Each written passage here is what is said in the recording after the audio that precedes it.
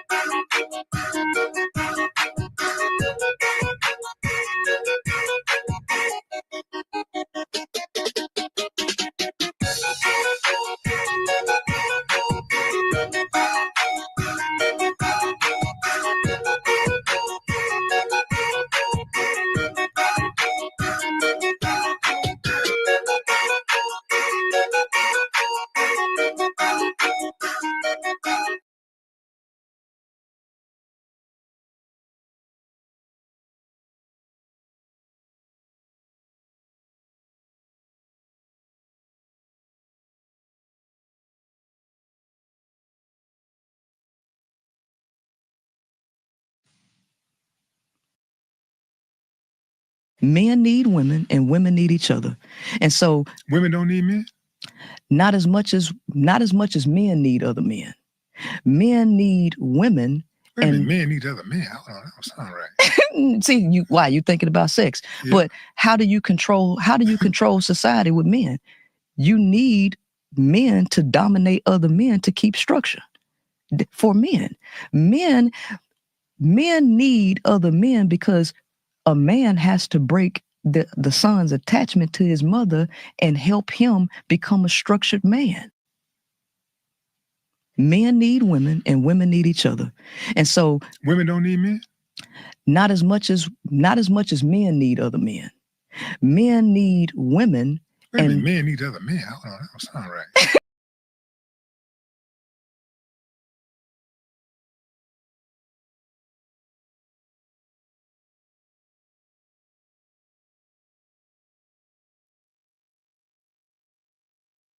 Type of experience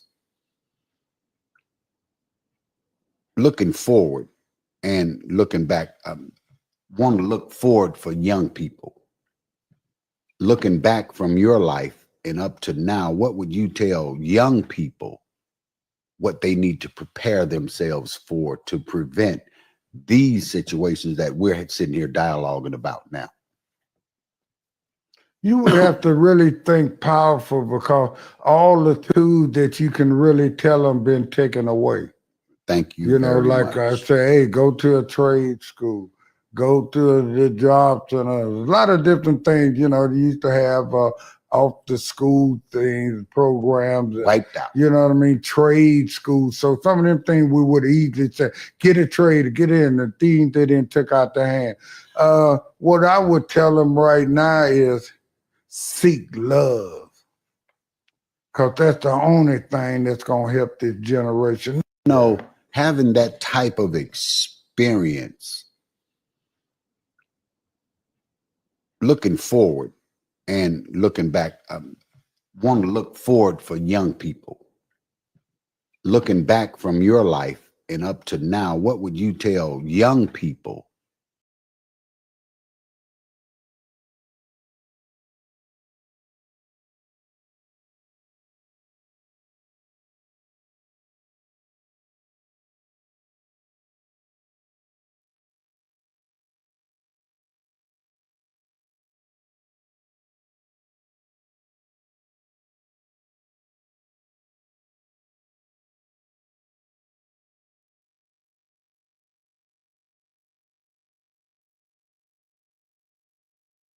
Can you explain the correlation between melanin and our health? And this melanin causes us to have more vitamins and minerals in our body than any other race. And it's in our nervous system. It causes us to transmit messages quicker and store more information. And it's in our bones, which causes us to have more minerals in our bones than any other race. And it's in our digestive system, which causes us to have a more efficiently run digestive system. And it's in our eyes, causing our eyes to be brown, so we see the full color of colors. It causes you to absorb more color. And it's in our ears, and then we absorb more sound, so our music will sound different because we hear more sound in the sound.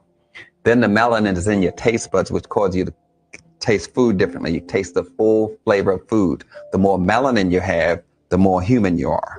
It's the biochemical marker for life. That's how we judge the age of the brain, the half-life of drugs. If the drug doesn't destroy melanin, you can't evaluate its efficiency. So melanin is the biochemical marker for life, and it's studied more by the military than any other industry in this country. But we are not aware of the importance of this melanin. It's the center of every cell in your body.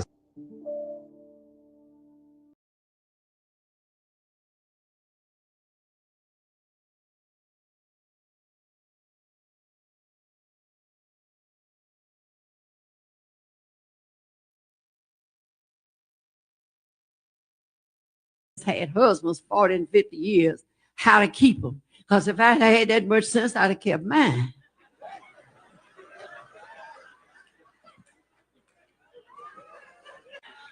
I can't tell you how it is to stay with a man 40 and 50 years, how to keep a husband 40 and 50. I can teach you how to lose one. You have to arise from some of your thoughts. I don't care how deep you are. Because see that cow, that lady that laid around with her husband, she was from Detroit. That was just one of them, but that was the worst one. Ooh. Get me wrong. I'm not going to try to tell women that's had husbands 40 and 50 years how to keep them. Because if I had that much sense, I'd have kept mine.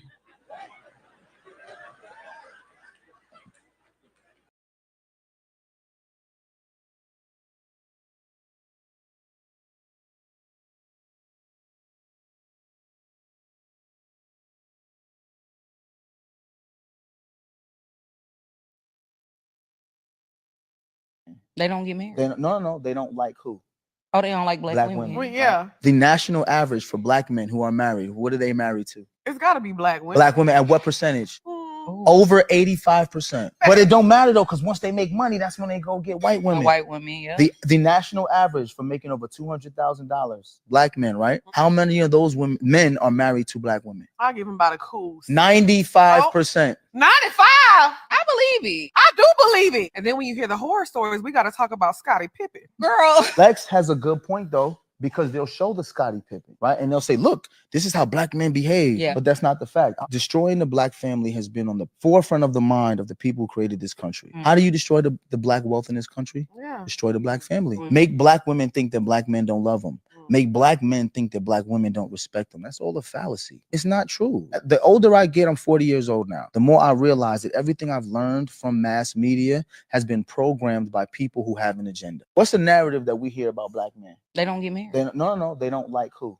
Oh, they don't like black women. Well, yeah. The national average for black men who are married, what are they married to? It's got to be black women. Black women at what percentage? Ooh. Over 85%. But it don't matter though, because once they make money, that's when they go get white women. White women.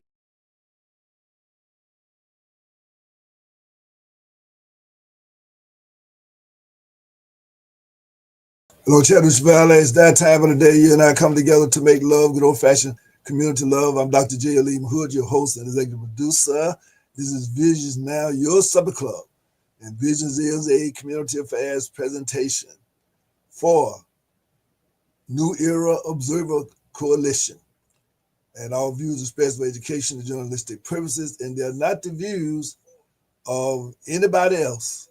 Our supporters, our advertisers, they're, again, journalistic purposes and informational purposes.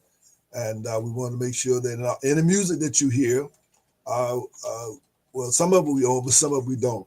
But again, the music is also here for educational purposes and information purposes as well, journalistic purposes. So again, we hope that everyone is safe out there, and we just want to make sure you have some caution in terms of how you are driving, because we've had a couple of days. I mean, I had a little flashback on on the pandemic. Flashback, Julian. Kind of felt like those 2 years or whatever it was we were put down for a little bit, but it was good. The snow looked nice and that type of thing. But we're trying to drive. I mean, drive like you got some sense out here. I mean, this is the time now that this is this is 2025, Julian, and 2025 is 2 and 2 is 4, plus 5 is 9. So 9 is a divine number, and so therefore we expect to do some divine things. There are going to be some challenges, but challenges again are those things that some people call problems that make your life worse. But challenges those things that make you become better, and that means that this is a time for truth to operate off of truth. We can't operate off of opinion. If we're going to debate something, we have to debate reality. Truth is reality. The laws that govern life itself is reality, not culture, not religion, not how I feel about this or that. No, they don't have anything to do with it. It's time now for us to get in tune with reality, and reality assures us that we must, for example, when the weather is bad, reality says, well, you should drive more cautiously. I mean, you should drive cautiously anyway, but you should drive even more cautiously. I was watching some some broadcasts the other day, information broadcasts, I call it, not news. But they were saying that they weren't driving more than 20, 25 miles per hour. And it was 45 miles per hour. But the point is that nobody shouldn't have to tell you that when you got ice and sleet and snow, that you should not be out here driving like a fool. Don't be tailgating on people. You trust your brakes too much. You trust your mindset. There are people talking and they still driving. And many times, so I'm just telling you that that's one thing about me is that I have a tendency to put on my flashes when people are all up in my rear end and I'm at the red light. They can't go nowhere. I can't go nowhere. But yet and still, they are constantly driving as if they're trying to pace their driving with me. Now, don't pace your driving. You better watch the light. I'm going to watch the light. If I'm too slow, give me a little toot. But basically, I'm just saying I'm going to slow up. If you acting a fool behind me, I'm going to slow up so you can come on by, so you can go about your way. But again, we'd like to say welcome. And of course, our quote for today, I'm a a quotologist. And my quote today is, there are two of them. And one of them have to do with males and females. But we say men got to know a woman cannot submit. A woman will not submit and be in survival mode at the same time. In other words, a female without a man in her life is in survival mode. A female who does not understand the value of having a male or a man in her life is in survival mode. So therefore, they are not going to be in a good mind emotionally to accept being healthy and stable. And as a result of that, if they're rearing children without the support and the guidance and the structure of a father figure, then you know the children are going to grow up to carry guns, disrespect parents, and to wreak havoc over your neighborhoods and communities. Now, at the same time, we want to talk about the other party is this. So what we're saying is that, brothers, we have to make sure that we provide the structure in our communities. And with the conference that we have coming up here this weekend from the SCAP, and it's a magnificent opportunity for us to come together as a community. And it's sponsored by the the Association for the Study of Classical African Civilization. And we certainly want to make sure that you understand very clearly that that we are going to really need all hands on deck. We need to be recruiting males who want to be men. And by the way, if you're not a part of an organization, a part of this movement, I'm saying that to help become mentors for the younger brothers in particular, then you're not really a man. Men understand the time and what must be done. These young people need father figures, father mentors, fathering. They need fathering. They need parenting.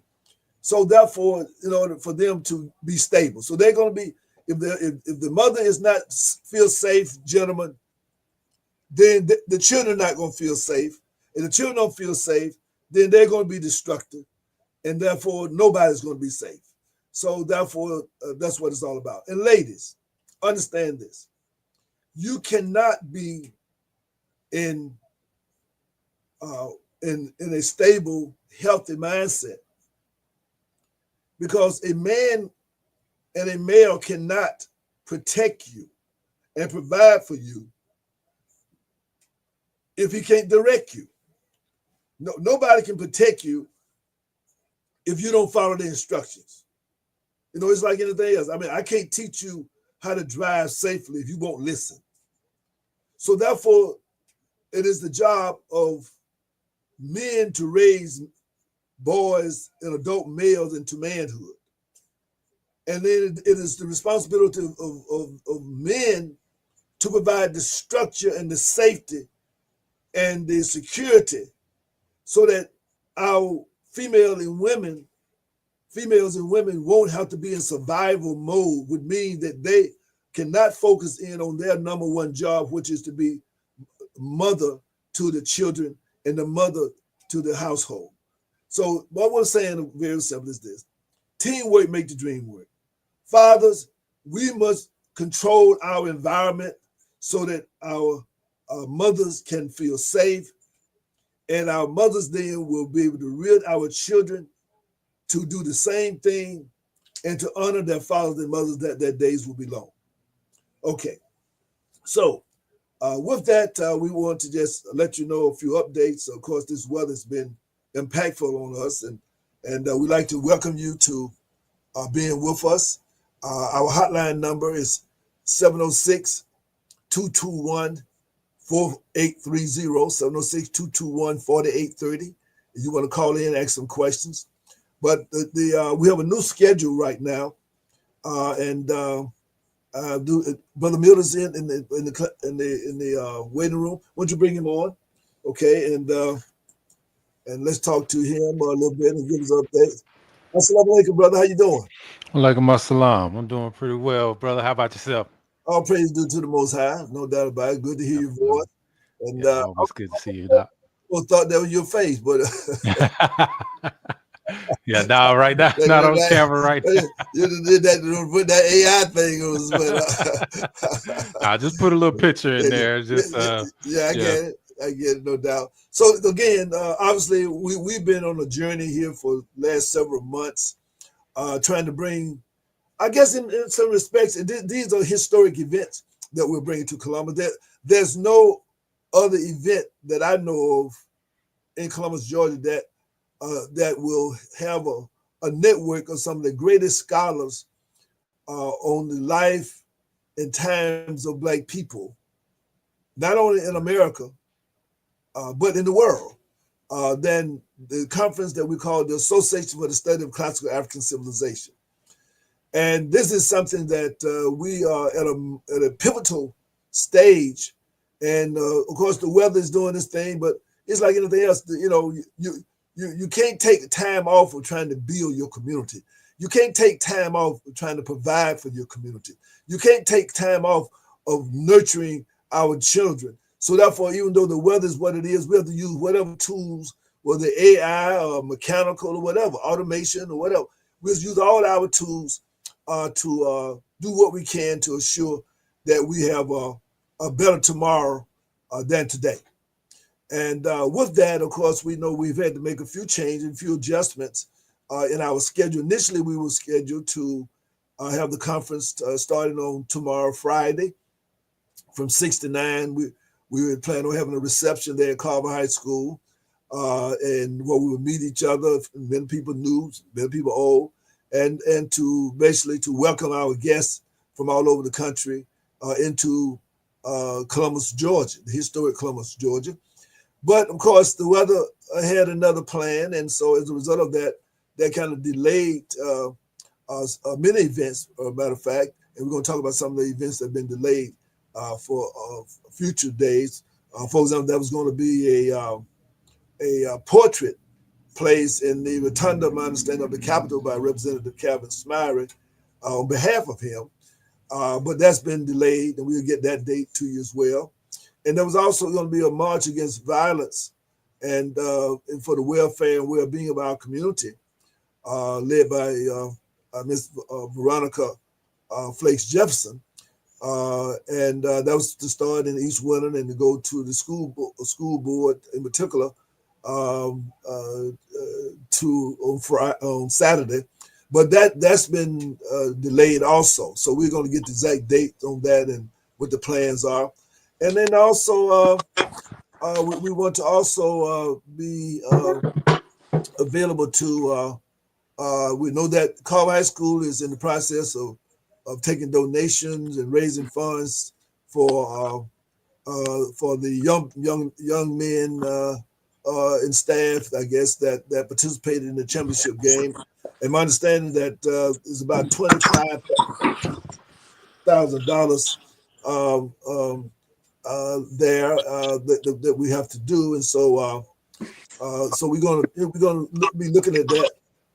There's some moving around. I think Brother Nikia, somebody's moving around. They put on mute there for a minute, so that we want to make sure that everybody get those dates. But we want to also let you know that Brother Milt is going to bring us up to date with the latest news. And by the way, we hope that this is the beginning of a whole new journalistic dynamic based here in Columbus, Georgia, where we will be giving people the news from all over the world, Brother Milt, and giving them, another perspective on the news that you won't otherwise have. You're not going to get it in many other places, and we're going to be having a good Lord willing, the creek doesn't rise, a broadcast journalistic network, so Visions now, of course, hope to be the anchor of that. As we have been for the last 25, 30 years on trying to bring what we call edutainment. And edutainment means we want to give you a real education, not training, but education. But we want to do it in a way that's ears and heart and mind friendly, where we can. But just remember now, truth is not designed to make us feel good. Now, it's not to say they won't make us feel good. It should make us feel good, but truth is designed to make us become better human beings, better human kind of beings as well. And we get into the distinction on that as well in the near future. But our Brother Milt, let me say this, Brother Ernest Walker, will you give us an update on the conference and what people can expect and how they can participate in this tremendous event that's coming to Columbus, here in Columbus, Georgia. We know it's coming. This is already here to Columbus, Georgia, and will be manifested tomorrow, Saturday, and Sunday in honor of Nana, Dr. John Henry Clark. Yes, thank you, Dr. Hood, as always, for providing a platform for these types of services and knowledge to be disseminated out into the community for us to know and share as well. Peace, everybody. My name is Ernest Milton Walker. People call me Milt, or you can call me Ernest, either way. And also, let me just say this. Also, I want to say this, that we're going to be calling you more and more intelligentlemen. Right. I'm also known as the Intelligentleman from the Intelligentleman podcast. Everyone That's right. who knows. Right. And if you don't know, then you can search it on all platforms. But yes, Doc is absolutely correct. Right. We will be having our own platform soon. That's where right. we'll be serving up content for people. And we also are providing a platform for other people to serve their content as well, so that we can all come together and start to share our ideas and start to have these conversations centered around our community and culture, so that we can prosper all together, which is always the goal. And so with that being said, ASCAC, the Association for the Study of Classical African Civilizations, brings to us a conference, a regional conference. And this year they have decided to have that conference here at Columbus, Georgia, at the Holy Hill Carver High School. That part. And we're excited about that, and we're grateful for them to decide to do that. And we appreciate all the support that they've been showing towards Project Rebound and to the Columbus community at large. And yes, we will be honoring the scholar, Dr. John Henrik Clarke, the mentor of one of my mentors, as they say. We're also very grateful and honored to be a part of that celebration. And again, at Carver High School, due to the inclement weather conditions that have been in the valley thus far, we have been forced to do the reception that we were having on Friday virtually, so everyone can still join in and celebrate and the commencement of this prestigious engagement, right? Prestigious engagement, and definitely help us celebrate and bring it in a great way, with some great energy, with some great people. We're really excited about doing that. And you'll be able to get, if you've already signed up and registered, you will get a link to the Zoom sometime either this evening or tomorrow, early tomorrow, to join in the celebration virtually through Zoom.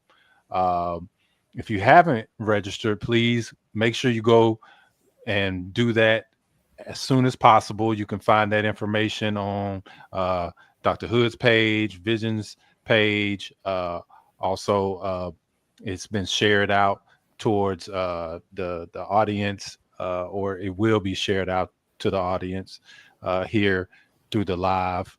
And then Saturday, we will commence with the conference. And let me pull up the Brother Milk, while you're doing that, I'm going to bring on one of our fearless, 10,000, one of our fearless 10,000 leaders, the Brother Nikhil McDonald. Brother Nikhil, come on in, let's see your face, brother. Greetings. Hello. Greetings to Columbus community, Dr. Hood, Brother Milk. To hear your voices here on the radio, here to be able to speak to the people of Columbus, Georgia, and the greater audience that is reaching. Right. Worldwide. That's worldwide. You're able to reach through this platform. That's right. So glad to be here. I'm excited about the conference, and it's a homecoming. It's a homecoming. That part. And matter of fact, and Brother Milk, while Brother Milk is getting that, why don't you kind of bring us up to date a little bit, Brother Nikhil, because you've been, you've been keeping me in the loop over the years. I mean, that I've always, kind of come to you to make sure that I kind of stay connected in. So kind of let people know a little bit about the ASCAP and the evolution of ASCAP and that type of thing, so that people can kind of bring them up to date. There's some of us who what we call old school or old timers. We know that then there's some people who heard about, but then there's some people that just knowing about, and go right ahead. Sure. So what I like to start with is the fact that Georgia has a particular relationship to ASCAC that many people, or history that many people, Georgia, South Carolina, Alabama, has a particular history to ASCAC, or what was set in motion to bring ASCAC about later down the line. They have a particular connection to that, and I think that's very important for the audience to understand. So, I can't remember the exact year, but there was a minister out of Augusta, Georgia, named C.T. Walker, who went to Harlem, New York, and became the pastor of Mount Olivet Baptist Church in the early 1900s or so. I don't know if you know the history of C.T. Walker, but he was known as the Black Spurgeon. He was a well-known Black minister at Tabernacle Baptist Church and he was instrumental in a lot of things happening in Augusta, Georgia. But at one point, he left Georgia and went to Harlem. And while he was there, he organized all the ministers and people of importance in New York, or in that area, and basically organized the colored YMCAs. Right? Why is that important? Because the YMCA that he personally was in charge of when they first started organizing them in New York was the home of the Harlem History Club. Right? Now, why is that important to Georgia, South Carolina, and Alabama? Because later on down the line, probably in the 40s or 30s or 40s, when Dr. Clark ended up going to New York, he tells the story about when Dr. John Henry Clark leaves that area, Columbus, Phoenix City area, Union Springs, Alabama area, and as was he like 18 or something like that, Dr. Hood? That's right. Right. And he goes, go ahead. No, I was going to say, and of course, his birthplace and his family origins were there in the plantation system of Union Springs, Alabama. And then, of course, in the early 1900s, right, 1920s ish, around that area, I think he was birthed during that time and basically grew up in the 30s. Correct. And so he goes to New York, and he ended up developing relationships with, people like John G. Jackson, Arthur Schomburg, Willis and Huggins, and others, and ended up joining the Harlem History Club. And of course, the rest is history, right? So why do I bring up some of those names? Because John G. Jackson was the nephew of Channing Tobias, who was the secretary of the Colored YMCA during that time, of the National YMCA during the time. Channing Tobias was from Augusta, Georgia as well, went to Payne College. John G. Jackson was from Aiken, South Carolina, which is right next door to Augusta, and he went to Schofield Academy. He left.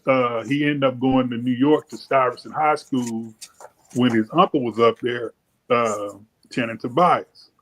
So, who else was up there? I brought up another name, which was Willis and Huggins. Willis and Huggins was from Alabama himself.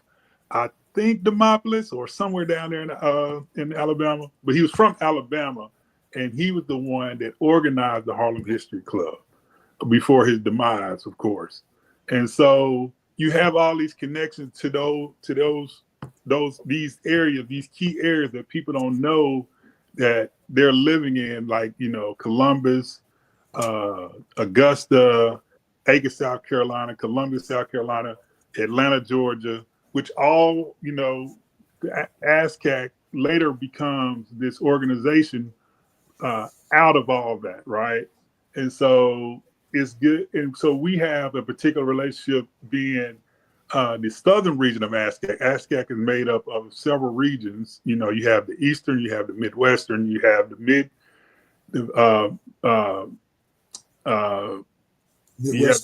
you have the western region, and you have the southern region. I think I'm leaving one out.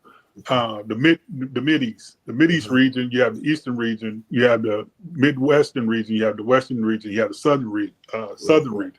So we cover the largest part of the largest territory because we cover several states to include Texas, Arkansas, Louisiana, of course, Mississippi, Georgia, Florida, North Carolina, South Carolina, right, and Tennessee. So we cover a large swath of the population, and a large part which has a deep relationship to our history and culture, preserving that over time. So some of these names I've named, and there's others that I would be here all night naming. That's right. And just talking about those relationships, because many of us we know come up out of what we call the South, and that and of course went into the Midwest and the East and other places and out West, but still have those deep ties and deep relationships. That's why I mentioned this is a homecoming. Anytime the Southern region is having a conference, it's good to bring everybody together because everybody's basically coming home. Exactly. On this side of the pond. Right, back to the land. Yeah, back to the land. Free the land. Right. The Republic of New Africa, of course, the Nation of Islam, of course, who elevated the discussion about us having these separate states down here, and of course, and again, a lot of people, we get in the logistics of that. A lot of people can't wrap their mind around, but we hope to have some discussions about all of these kind of topics, because we're at a point now whereby we're going to have to put everything on the table, and and some things we've taken off the table, we're going to put back on the table, because and that's why our coalition, which is a foundation that we're operating part of now, is called the New Era Columbus, Georgia Coalition.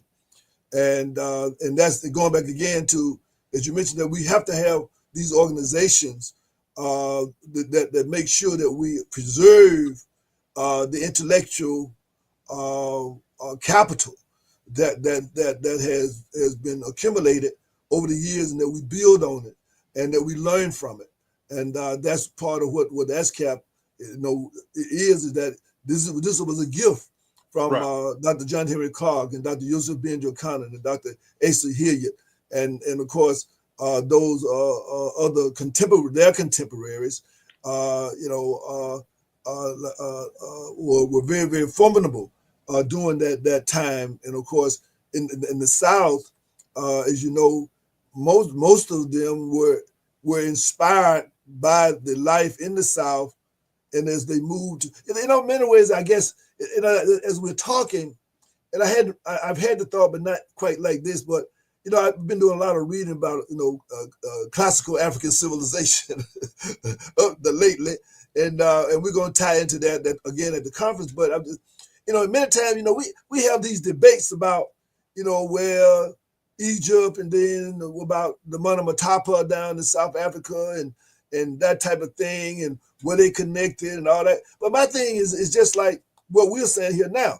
Is like, okay, Harlem, New York, but a lot of these people came from all these other areas, and they found themselves in these metropolitan environments, what we now know as the urban environments, and where they cross-fertilized, but they found refuge in each other because they all were running from the dynamics of perhaps the kind of southern or rural areas, more agrarian areas, to the more mundane, and where they could really share notes, so to speak, and share ideas, and also see the universality of what they were going through. And so as a result of that, they were able to pull together these associations. And I think that's where we are now as well. There's time for us to compare notes from the different plantations that we found ourselves on today. And then as we come together in these types of settings, where we're trying to compare notes on what is the best way to move forward, given the particular climate, given the resources that we have and the circumstances. But what are our impediments? And we're going to go back and look at Africans and say, well, What they got to do with us today? Well, we talk about the Sankofa-ness of it, meaning that before you can move forward, then you must understand what happened before. You got to look back and get the lessons of the past, and that's also one of the critical things. That means that we need to talk to our elders, and I think that's one thing about it. I think that this institution, the ASCAP, what it does is it puts in place the values that we as our people are struggling with. That is respecting our elders, respecting our ancestors. Because the whole notion is that when we don't do that, then we suffer. And that's what we have today, is that the critical part is that our children are not listening to their parents, and their parents are not listening to their parents, and so therefore we have the generation, they're talking about generational gap. It's not so much the gap, I don't think, but it's more of a curse whereby we took pride. And again, and then we can come on down to you and to Milt and to Julian. We took pride in my generation. We took pride in listening to the OGs. We wanted the stamp of approval from the OG. We wanted their approval in what we were doing. We wanted their calculation and their analysis. We wanted them to drill us in terms of what making our decisions. But then we get down to today, the young people don't respect anything other than what they see, and what they see is artificial and irrelevant, and as a result of that, it's self-destructive. Well, so there's a lot to unpack there. I know. Yeah. I know. So I do think that what and this could veer off into another conversation, but so I think two things. One, I think that it is very difficult for you to ignore memory, right. Ignore what is speaking to you. That's a constant battle, or constant, right. That could drive you crazy sitting there trying to ignore what's speaking to you or speaking to your heart. Right. And so,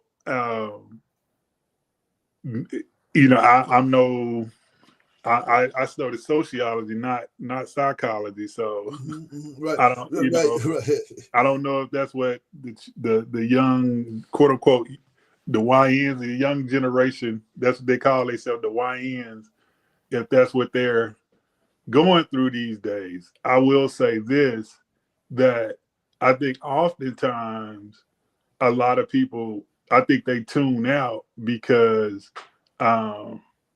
one, there's very few quote unquote OGs out there, actual OGs out there. There's a lot of olders, not elders, out right. there. Mm-hmm. And I think too, on top of that they don't sit down and have a conversation with younger people about what they feel, what's going on. They try to dictate to them and try to make the nonsense sensical to them. Right. Let me say this. See, part of it is like this. Both of those things are correct, but again, when we dig down to the root of it, it goes back to like this. If you grow up drinking real water, then you don't want a Coca-Cola when you get thirsty. Okay. So the problem is that the children are not nourished on respect for their elders when they're babies. So therefore, when those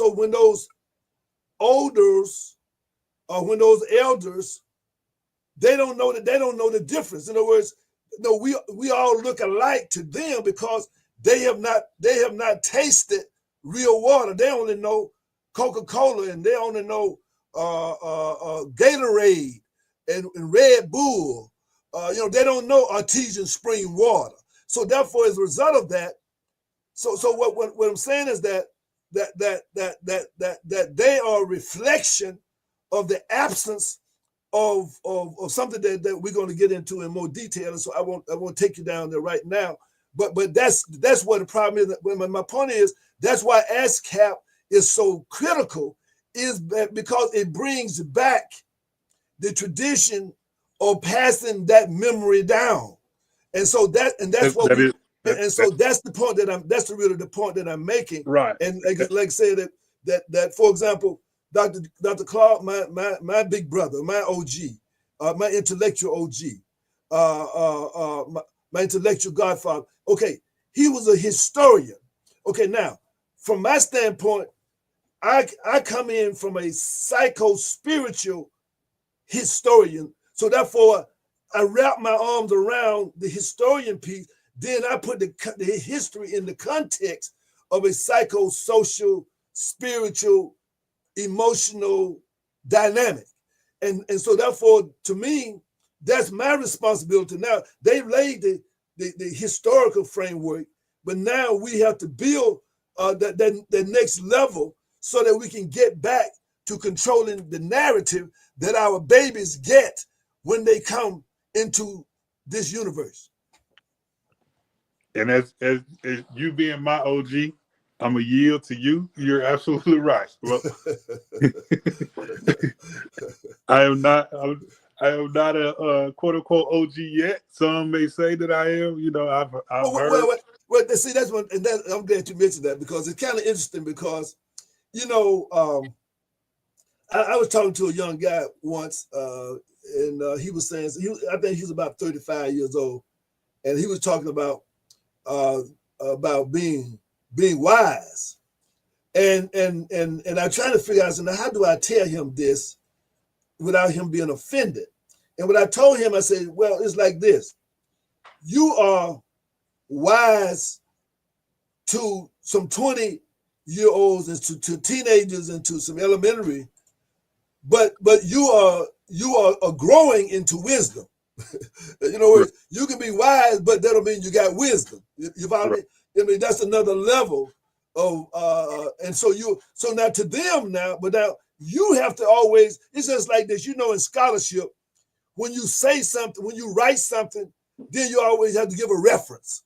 In other words, you know, when you give a reference, your bibliography, you know what I'm saying? Your survey of literature. When we write our books, we have a survey of literature. In other words, so my point on it is that that's why it's important that we teach them, and that when we talk to them, that we give honor to the previous generation, not in the ego sense, but then when they talk to somebody, then they got to give honor to you in the same, so it passed on down in that fashion. But everybody thinks that they are discovering something, and and so the result of that, they think that there's nothing else other than what they know. There's nothing else relevant other than what they know, because they don't have no references.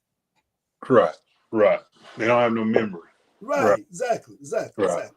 So, and, you know, I'm sorry. Go ahead. No, I'm just going to say that I wanted to make sure. I'm just trying to give people a little flavor of how these intense discussions and the type of depth of discussions that we have to have, and that ASCAP is the environment for it is the cultural environment, it's the intellectual environment where we can ask those hard questions, we can discuss those innuendos, and we can get into the weeds of these situations. Because if we don't do that, then we're going to forever be going around and around and around as a dog running after his tail. Right. You know, when we talk about ASCAP, you know, we talk about our classical African civilizations, and we talk about the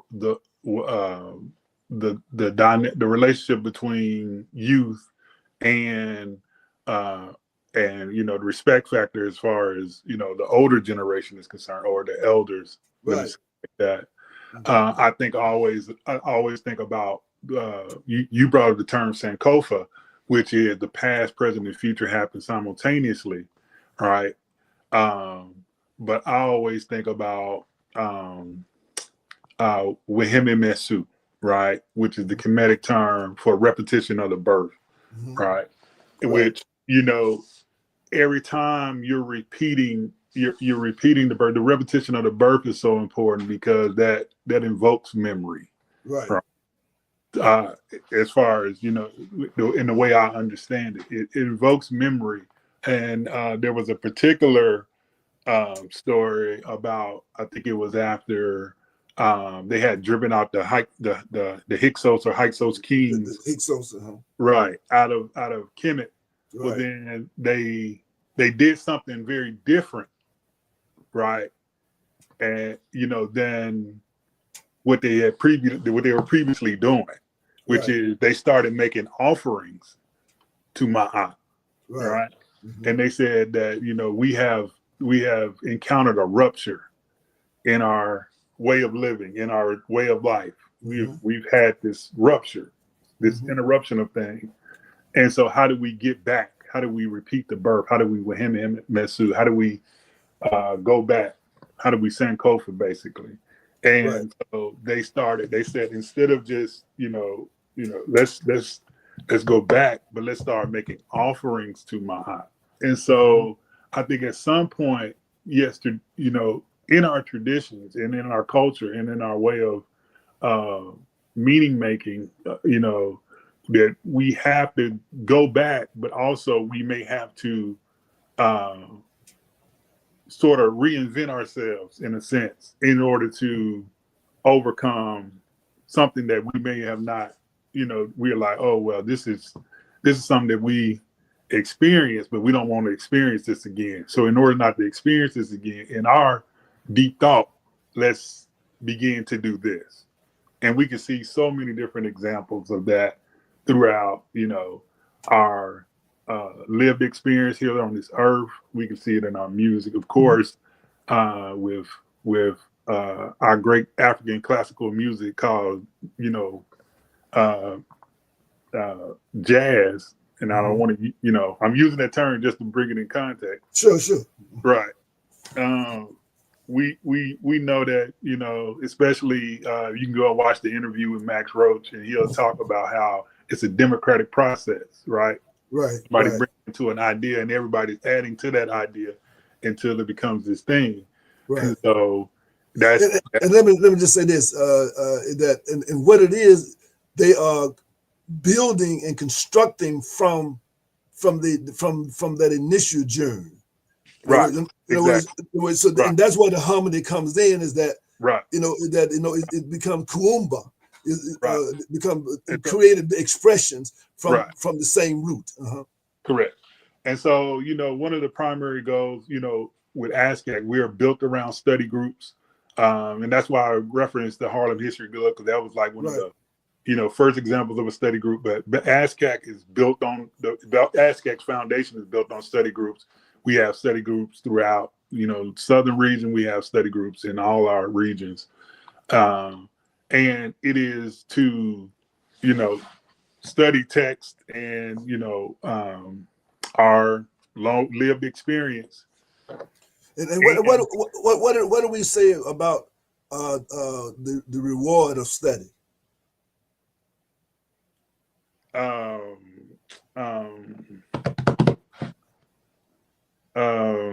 It's slipping my mind now. I know what you mean as far as student. It is the because Malcolm said it. I am so sorry, but it's. Go ahead and say it, because I'm gonna let you ponder with it. Because you know where I'm going with that. And I guess my point is that we don't, and that's one thing about it. We have people who don't study. We got a point now whereby people think reading is studying. Our children, and that's why when we get into the whole thing about. And by the way, tell a gentleman you can jump in here as well. You can jump in here as well. But that's why we have to. In other words, you take, for example, like AI. My thing is that if AI is spending off of study in literature and books, then that's a different kind of AI than you just on AI independent of of that. In other words, it's like you talk about like we were talking about with jazz. In other words, if you just doing AI in an insular manner and it's not connected to the trio jazz, then you don't really have no music. Right. You follow what I'm saying? Yes. Yes. And so that's the challenge, I guess. That and one thing I would just give you a hint. Study. Is the reward of all speculation. I'll give you that. Right. I'll give you that hint. Right. Right. We got to study. And because I think in the Bible says don't study what self-improve. Right. That's right. That's right. And so again, and I guess what I'm trying to do also here is that the passion that we all have and the enjoyment. And I tell you, I've been starving for these kind of discussions. I mean, because these days you try to have discussions with people, and that's one of the reasons why I think we've kind of gotten away is that people go on Facebook and as opposed to putting chats out there for discussion, people get offended. If you try to emerge a discussion from something they put out there, they want to block you and they want to get offended and like you on my territory. I mean, and I'm trying to say this is insane. I mean, you put something in the public domain and you don't want. I put things in the public domain because I want discussion. I mean, that I want that study. Because that's the only way that's the only way we're going to grow is by studying and reflecting. Yeah, I want brother Milton to jump in here. I don't want to dominate the conversation at all, but I think about I think it was I was listening to Bob Moses talk about his life journey, right? Mm-hmm. And he talked about what the things that shaped him, growing up. I think he grew up in New York as well. But he said that his father was a race man. His father was a guy that would interact with his community in a way that influenced him heavily, right? And he talked about he can remember vividly his father and his uncle having conversations about, and just people in the community. But in particular, I want to say he talked about how his father and his uncle had conversations sitting at the dinner table, about what was happening. So I say that to say, and I could talk about my own experience and just, and how I remember my grandfather and his relationship to his community in Arkansas. Right. And, my grandfather was friends with Daisy Bates, even though my grandfather only had a third grade education. That's right. Yeah, he was one of the farmers that sued the USDA. But let me ask you this. Was he a Mason? Depending on who's asking. Right. You know what I'm saying? But he was. Right. But see, Rena, I say that because because that was the school. That in other words, when we didn't have the education by the institution and stuff, but that was the school. That was the school. That was the college. For many of our elders. Right. But the greater thing, above his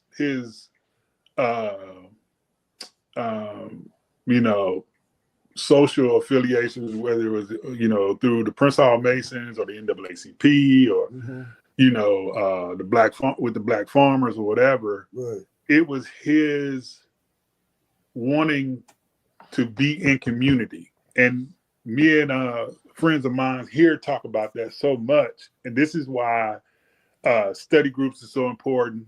It is being in community, which will allow us the opportunity to, one, be cared for and to care for others, if that makes sense. Right.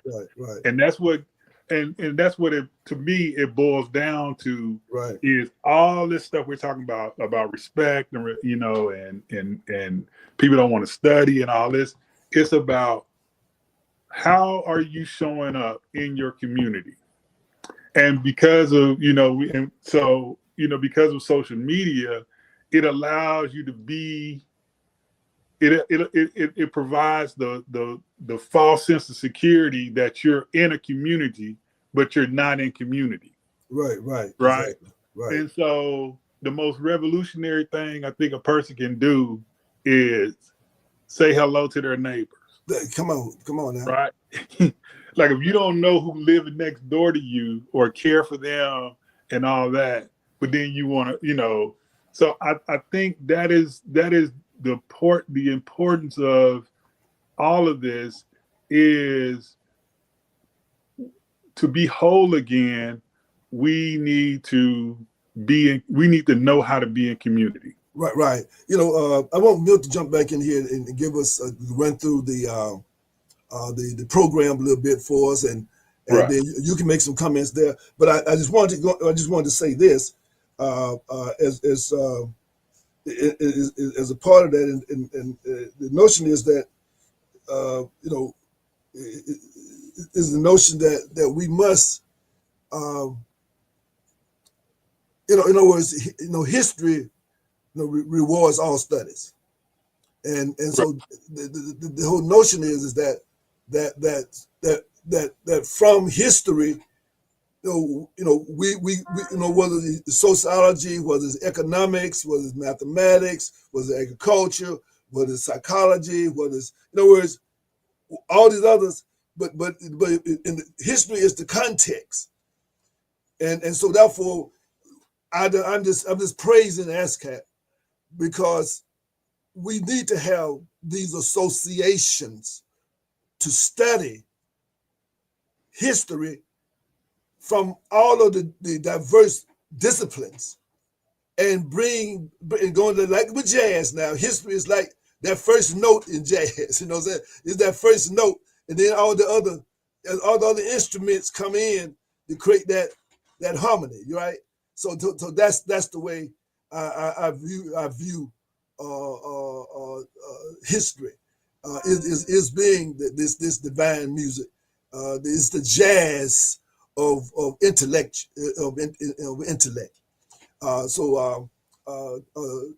Brother Ernest, intelligent gentleman, you want to go in and walk us through who people going to hear and some of the topics that will be covered during the conference.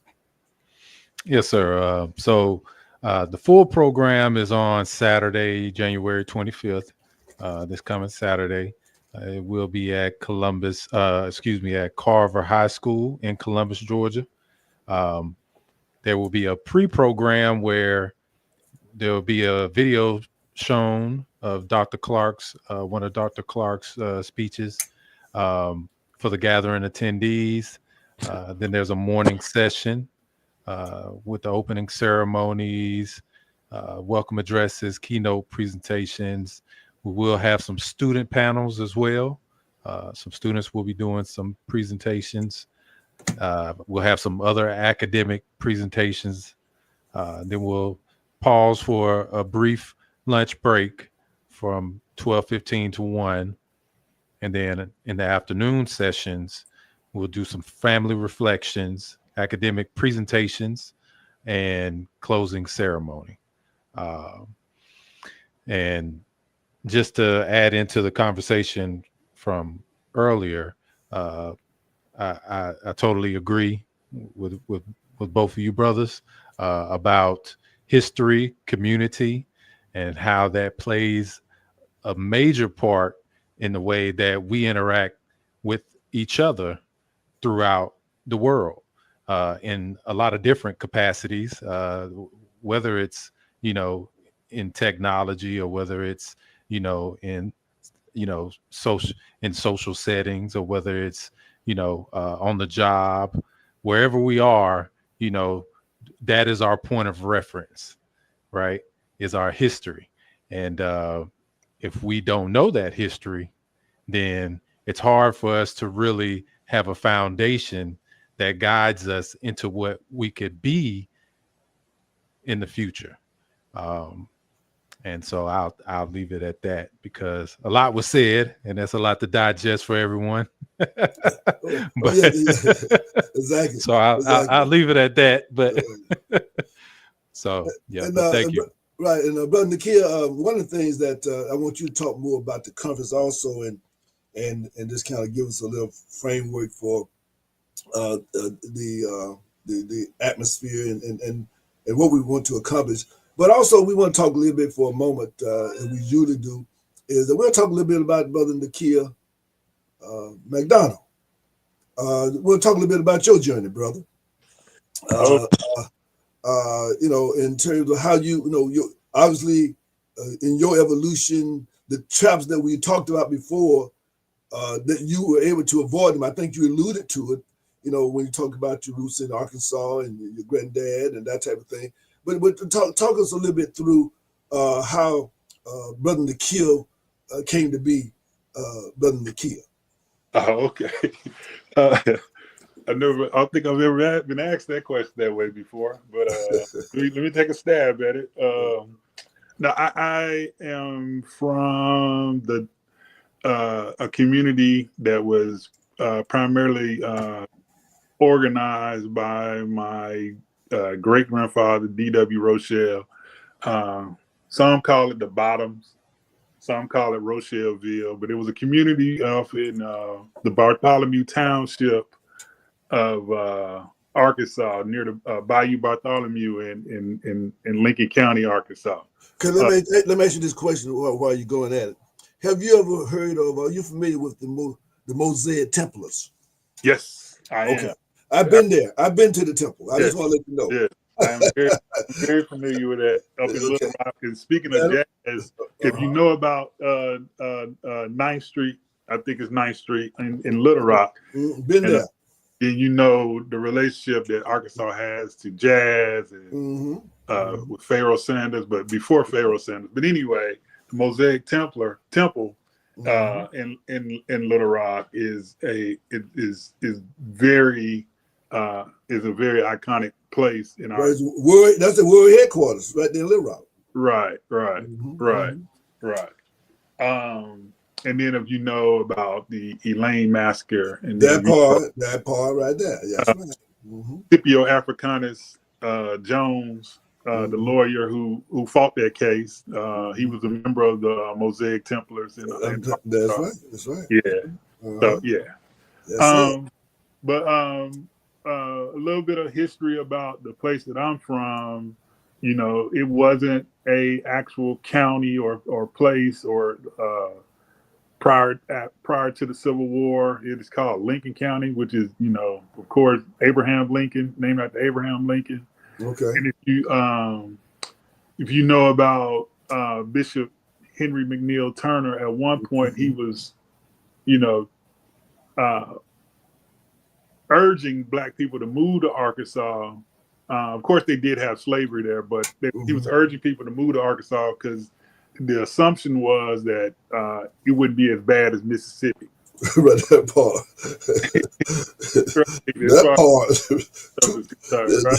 No doubt about it. So my family migrated, right? Of course, through Virginia and the Carolinas. If you know about the Rochelles, then you know that they came out of the Carolinas, and then Georgia. On my paternal side, Georgia, some of my paternal ancestors come from near Columbus, near Noonan, Georgia, near this, the part we're going through. So it's a special homecoming for me. Yeah.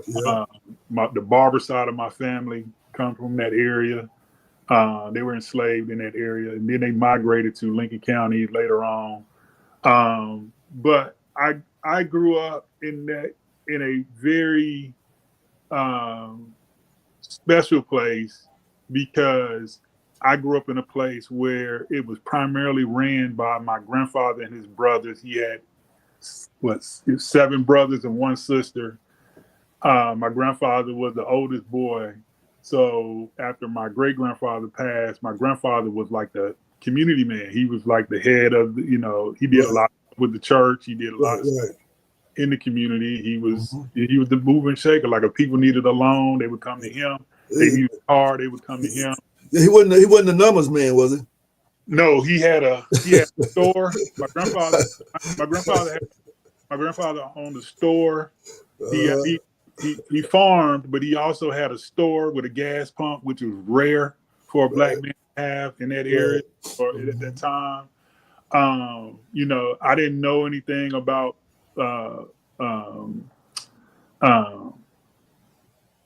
going hungry and all that stuff because we had plenty to eat. No one got turned away.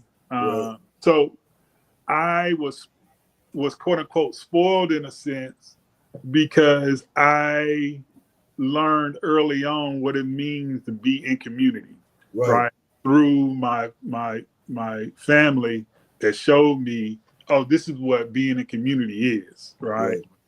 And so, and then on top of that, I had the fortunate experience of being, on the lap of both of my great grandmothers, right? So two of my great grandmothers, which is everybody don't have that kind of experience. That's right. And for them to love on me and tell me, they love me and rub my face and care for me and all that stuff, like that gives you a different view of the world, in a sense. So when you're talking about who I am, I come from all of that. So, and let me just say this along that line, because I had a similar experience, and what it was that those grandparents like that were suddenly giving you their dream, and that's why they nurtured. While they were doing it, they were nurturing you, letting you know, understand that you are the dream for them. You are the dream of them. You're the dream maker. You're the dream keeper. In other words, and they were putting that into you, letting you know that you have an assignment. Right. And you're exactly right.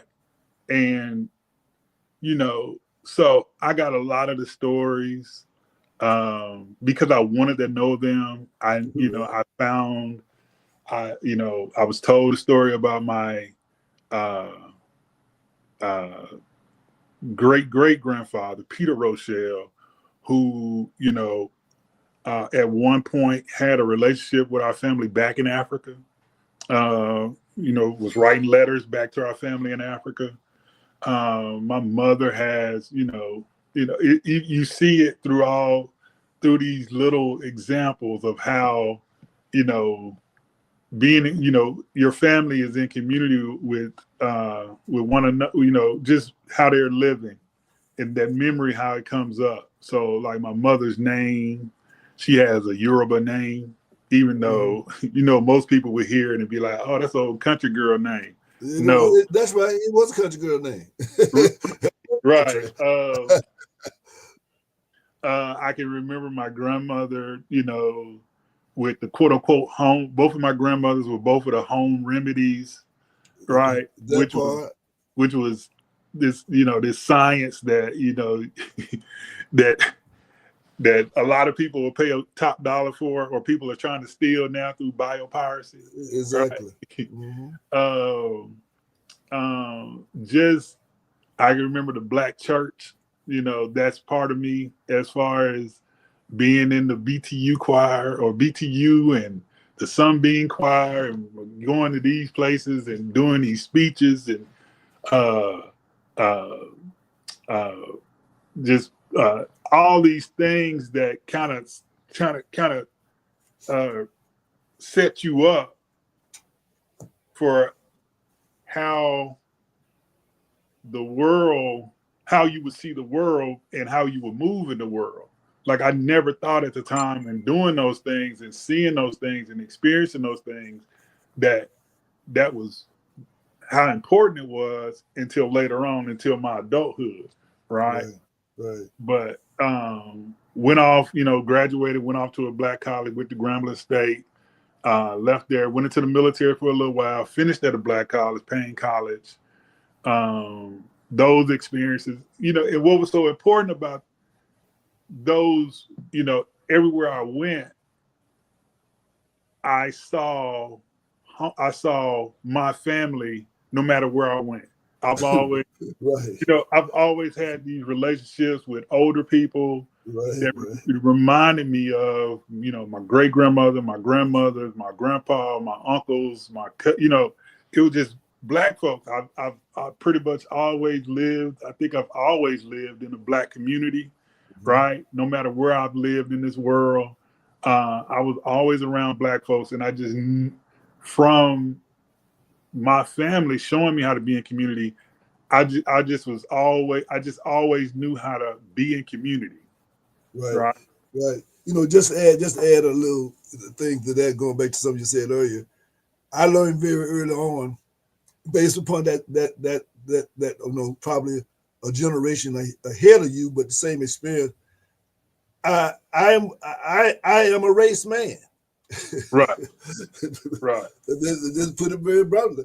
I mean, I was raised to be a race man, and it wasn't against anything. It was just meant that was the same kind of obligation that and responsibility for the upliftment and the uplifting of our people. Exactly. And so, you know, it's a large part of who I am comes from that place. Right. And, you know, that place, I saw it when I went to Africa, and, you know, I was in Ghana, and of course, all the mothers out there sweeping their yards in the morning with smiling facing and saying, "Ways up," which means welcome. You know, like you one of us. Like, you know, I've seen it when I went to the Caribbean, and just, you know, just saw how people just treated me. And so I don't know of any other thing that I can point to that has shaped my worldview more than that. You see what I'm saying? So all the books, all the things that I read, all the other things that I've watched or studied and all that, it just reinforced what I already knew. That, you know, to be African, right? That's a very important thing to a person that is African, right? And when you see it and recognize it, hold on to it, because it's something special. Right. No doubt about it. And then there's one thing that that over the years that I've heard people say, like, you know, I used to be into that stuff. You ever heard anybody say that? Yeah. I used to be into that, and I always wondered in my mind, I wonder how that work. I mean, like, how does that work? I mean, how you used to be. Because for me, it wasn't like something that happened. You know, like, now some people it was like that. I mean, I'm saying for me though, is that just something that's my norm, that's my standard. So therefore, I'm just me. You know what I'm saying? And this is the way me is. And so therefore, for people to me to say, well, I used to be into that, you know, and like meaning that now they're not into that anymore. I have a hard time wrapping my mind around that. Yeah, and I think that people think that it has to be something other than, like, they have to do this grandiose type thing, like, in order to be African, and you just be yourself, because like and then what I've seen a lot of is that they'll reject a lot of that which they come from, because they think that's not African, but it's very, you see what I'm saying? Like, and you know what, you stepping on my toes a little bit, because maybe I won't get a chance to get into all of that, but that's one thing that I've learned is being a scholar of particularly. I spent a lot of time in BCE. You know, now a lot of people spend a lot of time in ACE. And so with me, when we spend a lot of time in BCE, you know, it's a different, and I'm gonna tie into it a little bit later on, but it's a different kind of way of looking at things, and I think that's one of the reasons. Because I thought we're trying to understand that why am I different? You know what I'm saying? You know, like people talk to me many times about the problems we were trying to solve in our community, and they talk to me like you know, like they want to help me out, and I'm trying to say, what you mean you want to help me out? I mean, this is not a problem for you. I'm trying to say, I mean, right. we helping each other out. I mean, I'm not doing you no favor. You ain't doing me no favor by trying to save our youth, by trying to build our communities, by trying to assure that we're going to have generations to come. I mean, it's like, you know, like, okay, I'm gonna help you out. What you mean you gonna help me out? I mean, I'm helping you out. I mean, we helping each other out. I mean, you know, is that mindset there that also that I think that again, you know, coming from as a psychologist, you know, what as I like to say, a psycho-spiritualist, you know, that's kind of some of the things that always kind of fascinated me among people. You know, in the back of my mind, and you know, I said, okay, but I feel like many times I have to kind of keep them corrected on this. That, you know, these problems, I'm trying to do my part, and you do your part. You're not helping me, you know. So therefore, by you not supporting what we're doing, you're not hurting me. You're hurting us. You know, that type of thing. Yeah, you know. You know, and maybe it's just that people see this, you know, being in ASCAC or being part of, you know, whatever organization you're part of that speaks to our African experience and, you know, wants to build, maintain an African continuity, right? Right. I maybe they see it outside of the norm, right? And so because they see it outside of the norm, they think of it as just a hobby, or, oh yeah, you know, like you said earlier, I used to be into that stuff, right? Yeah. So it's just like, all right, man, you know, yeah, we did have a Black History Month celebration at our church, right? Right. You know, exactly. And it's just not like, it's not like a way of life in a sense, right. But the other, like I said before, the other thing I think that happens is they think in order for it to be a way of life, it has to look a certain way or it's not authentic. And it's like, well, you know, like I said before, my grandfather's name was Willie. My mother's name is Diola or Agiola, right? Which means crown of wealth in Europe, right? In the Yoruba tradition. And so it's like they weren't like, oh well, we have to go through this process or wear our stuff this way or such and such in order for us to name our child. Even though we know that, you know, of course, there are naming rituals, but I'm just saying, like, some of the things are not as complicated as we try to make it sometimes. Right. And so,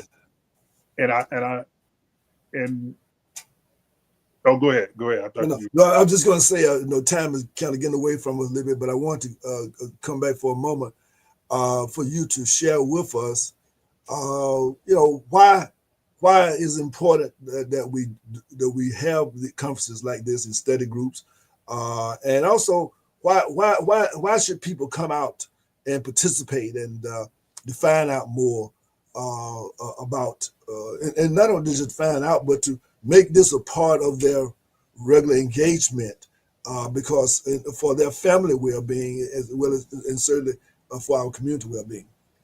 Yeah, I think because I don't want people to think, man, time out they talking about all that old history and stuff like that, but that ain't gonna get me no job. That ain't gonna get, they don't help these jobs. In other words, they don't see the connection between understanding this and coming from a framework of this to address what's happening to them right now.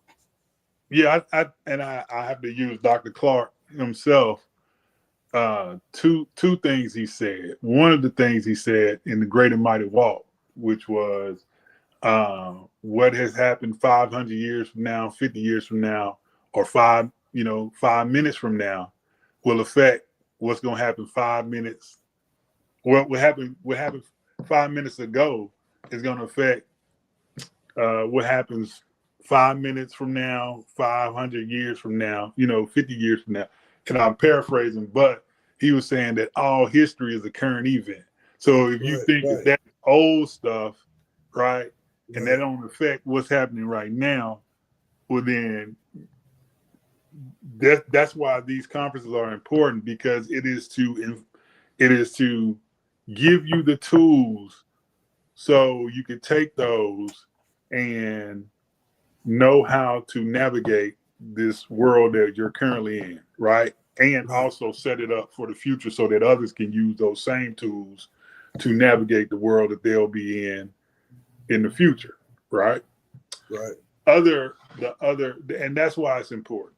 That's one of the reasons why it's important, is to, so that you'll know, oh, okay, we move with memory. It's memory and movement, right? As Dr. Greg Carr liked to say in his categories of human experience, movement and memory is a very important one, right? The other thing that Dr. Clark talked about is the Black family. And, he was big on that. But at the end of the Great and Mighty Walk, where he talked about that's the nucleus, that is the start of nation building, that is the hub, that is why all these things are important, is to not necessarily just rescue, but to maintain the Black family, right? Because that is what everything is, right. stems, right, is centered on, is the Black family, right. And so these gatherings is important because the Black family is important. Exactly. As I listened to you, I just came up with a quote. I'm just going to share it with you, and it goes like this: "A tree will stand or fall on the strength and depth of its roots." Correct.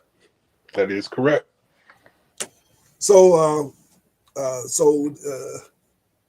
any last words you'd like to? It's been indeed a pleasure. And of course, this is the beginning. Like I said, that we hope to be able to forge this dynamic here into an institution, because I'm quite alarmed, because whenever I read things about the different movements over the history, and of course, and I have a special relationship with the Black press, and I've been a part of it all my life in one form or another. And it dawned on me that to a great extent that today, the Final Call is really the only national Black owned and controlled and directed instrument that still is a newspaper. Now, I might be wrong. Now, you can correct me on that, but I don't know any other national, at one point, for example, the Pittsburgh Courier back in the day, when I used to do it as a little boy, was a national paper. But my point is, right now, I don't know of any other, news organ other than the Final Call, who is the progenitor of the obviously Muhammad Speaks. today? I mean, are there some? Is there another one that I don't know, but I got a story. So I don't know if I ever told you this, but when I was I've sold a couple of Final Calls. I'm still selling them. Yeah, I've sold a couple of copies of the Final Call, man. I was part of the Nation of Islam Student Association when I was at Grambling State University. Shout out to my dear brother Brandon Muhammad. Okay, so you had some FOI in you then, brother. Yeah. Just a little bit. I can get them up off me. That's right. That's what I'm talking about. I can get them up off me. That's but right. You can dance with them. Yeah, and so I didn't tell that part of my story, but one of my books that really set me on this journey was the autobiography of Malcolm X. I was in high school and I checked it out at the library, that little country library, right? And you wouldn't even think it would be in there, and checked it out. And my mom couldn't get me to move out of my seat for that weekend that I had it. Sat there, read the whole book, and was just floored, as a 15, 16-year-old boy reading this man talk about his life and the stages. And, interestingly enough, on my father's side, my family in Omaha, connected me with Mr. May, the late, the ancestor, excuse me, I'm saying the late, but the ancestor, Marshall Taylor, who was from Milledgeville, Georgia, but had the Black Bookstore up in Omaha, Nebraska. Now they got a street named after him. Right.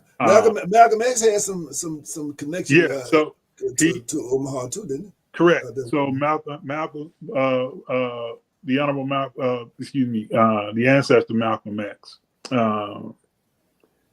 his birth home was located, in Omaha, Nebraska. And of course, the reason why I bring up the ancestor Marshall Taylor is because he was the vice president of the Malcolm X Association in Omaha. And so got a chance to visit the birth site of Malcolm X. And he, the one of the interesting things that happened when I went, me and some of my family members, he was like, take your shoes off, you're standing on holy ground, right? When we went to the actual location. But yeah. This is an invitation. Well, again, I think that I woke up something there that we're going to need to explore a little bit as well. Yeah. Again, this is a family reunion in many respects, and we hope that other people will come out and this is a celebration. I hope that you come out and really enjoy. And thanks so very much. Again, like I said, that this is the beginning of the construction of our broadcast network, that we hope to bring many other people, and hope that you and I, we will have many discussions about this, different issues on. One of the things I want to do is start having like a round table, maybe to discuss the issues each week. And I don't know if you can make it each week or not, but maybe you might do it once a month or twice a month, whatever. But to do it like at the end of the week, the many times they talk about what caught your attention in the news and things like that. Right. And we want to do that with here, and we want this to be an offering to the ASCAT network, in addition to the Black Wall Street concept as well. That we want this to be an economic engine, an Ujamaa engine, as well for our future development. That ASCAP can be, as Malcolm says, that history is best qualified to reward all research. All research. Yeah, that's what I was trying to think of earlier. Yeah. Mm-hmm. Thank you. I say. So beautiful brother, appreciate you, and may the Supreme Architect of the Universe continue to bless you and keep you strong, and we certainly pray for your safe travels and look forward to breaking bread with you in a few days. All right, great. Thank you for having me, Doctor. Yes, sir. Peace be unto you. Peace be unto you. All right, Julian, is the thing, you the last words you'd like to add? Hopefully I'll see everybody at the conference. Okay, all right. I say. All right, then. So, again, I'd like to say, so more to be, free to land, praise the Lord, shalom, assalamu alaikum. You continue to look down upon me with your demeaning stare. Tutashinda, Uhuru Sasa, Watu Wazuri. Peace, soul, love, with a little sprinkle of power. Good night.